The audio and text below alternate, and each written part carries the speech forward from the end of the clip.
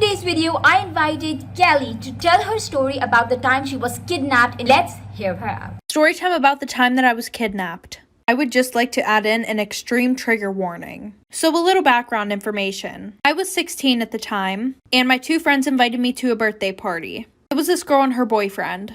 They said that it was in the south side and not a lot of people were going to be there. So we go to the guy's house who's throwing the party, and nobody's there except for him. And at first he was being really nice. I asked where everybody was and they were like, oh, they're gonna show up later. While my friends are sitting on the couch, they start making out for like an hour straight. And this guy, who we're gonna call Jeremy, he keeps going in and out of the front door. Well, my friends asked the guy if they could go to the bathroom, and he goes, yeah, it's just around back. And at this point, they are gone for an hour. So now I'm super freaked out and I'm thinking of all the ways that I could possibly get out of this house. So I ask if I can use the bathroom. So he leads me to the backyard, which is through this alleyway, and it's pretty much fenced in by like brick buildings. So when we're back there, I'm like, where's the bathroom? And he points down to a bucket. Like I said, he leads me to the backyard. When I ask where the bathroom is, he points at a bucket sitting in the middle of the yard. So I'm about to do my business and he's literally staring at me. And I'm like, can you not watch me? And he turns around, but he's still literally standing there. So at this point, I had a plan that whenever we got out of that alley, I was just going to start running. Well, that didn't go according to plan. Because as soon as we got out of that alleyway, he grabs me by my hair and drags me into the house. So right now, I'm super scared. I'm thinking, where the hell are my friends at? Well, then he says, we're going to play a game. So at this point, I'm just going along with everything because I want to make it out of this alive. So he puts a screwdriver in this lock in the front door. And then he makes me turn around and count to 15 and then turn back around. When I turned back around, he was standing there naked with a pair of leather gloves on. And at this point, I'm thinking that my friend set me up.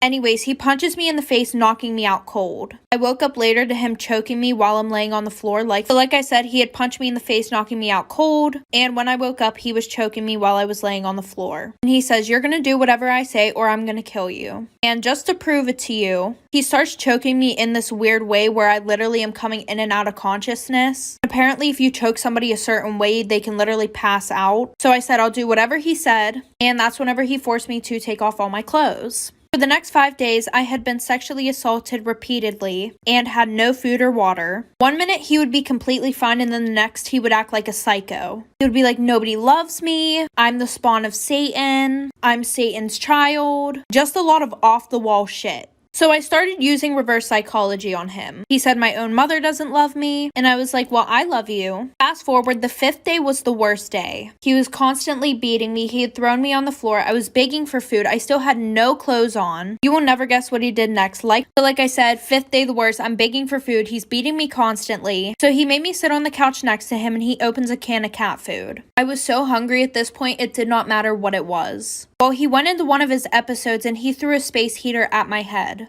I woke up and I was laying on my back on the ground and I could barely open my eyes. They were like swollen shut. I could see a little bit, and when I looked down, I saw that both of my hands had been broken completely. Like every single bone. Well, my parents, who had been on drugs at the time, never bothered to look for me for those few days. Well, that morning, apparently, my mom had this weird gut feeling that they needed to find me. So she told my dad, we need to find Christina.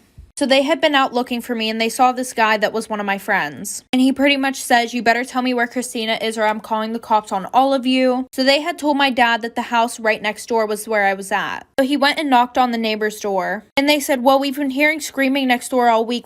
So like I said, my dad knocked on the door of the house that was right next to the one that I was in. They were like, oh, well, we've been hearing screaming next door all week. My dad's like, why the hell wouldn't you call the cops? And they were like, oh, because he throws a lot of parties. So while I'm laying on the floor, I hear my dad at the door. And the door's open just a crack, so that way my dad wouldn't see me, of course. Well, through the crack, my dad saw my legs laying on the floor. So my mom and dad forced their way into the house. Mind you, I'm still laying on the floor naked. And the guy who kidnapped me literally pulled out this big-ass knife. My dad grabbed this dog chain that was on the floor, wrapped it around this guy's neck, and it's like trying to choke him. Fast forward, the police pull my dad off. And as I'm in the ambulance, the cops had said that they had found another girl in the house. She was upstairs chained to the wall, and he was sexually assaulting her, and she was pregnant. But the child inside of her was dead, and if they would have found her a week later, she probably would would have been dead. Because this happened back then, they weren't able to put him in jail for a long time. So it turns out that he had sexually assaulted multiple women. But like I said, because it was a long time ago, they weren't really able to put him in jail as long as they wanted to. So they pretty much based the case around the baby who had died in this situation. Well, during this time, he ended up getting out on bail, and he tried committing suicide.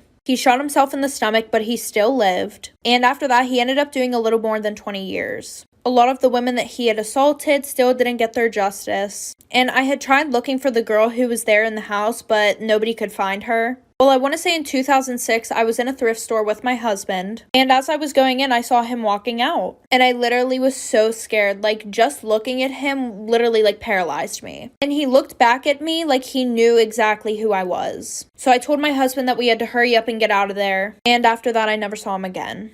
Thank you guys so much for watching Miss Storytime. Make sure to comment down below. Always make sure to like, comment, subscribe, and turn on those post notifications on so that you're gonna watch every time I upload a new video. And remember guys, always be MnM Squad.